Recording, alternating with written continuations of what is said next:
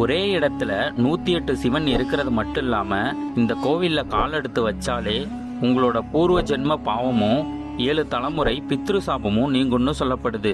நம்ம செஞ்ச பூர்வ ஜென்ம பாவம், அது 7 ஜென்ம பாவம், 7 தலைமுறை சாபம், அவர் பிரம்மகதி தோஷம், நவக்கிரக தோஷம், இது எல்லாம் இந்த கோயில் நிவர்த்தி ஆகிறதுனால நீங்க மனசை என்ன நினைச்சு இந்த கோயிலுக்கு வரீங்களோ அந்த காரியம் உடனே நடக்கும். இந்த கோயிலுக்கு வந்தாங்க. இந்த கோவிலில் இருக்கும் மூலவர் பெயர் ராமலிங்க சுவாமி, அம்பாள் பெயர் பர்வதவர்த்தினி. அது மட்டும் இல்லாமல் பிரதோஷம் அன்னைக்கு இந்த கோயிலை 108 முறை சுற்றி வந்தா 108 கோடி சுற்றி வந்த பலன் கிடைக்கும்னு சொல்லப்படுது. சாதாரண ஒரு லிங்கம் மேற்கு பார்த்திருந்தாலே தோஷம் எல்லாம் நிவர்த்தி ஆகும். இங்க 108 சிவலிங்கம் மேற்கு பார்த்து மட்டும்தான் இருக்கும். தமிழ்நாடு இந்தியாவிலே இந்த ஒரு கோயில் மட்டும் 107 லிங்கம் மேற்கு பார்த்த ஒரே ஸ்தலம், ஒரு ஸ்தலம்.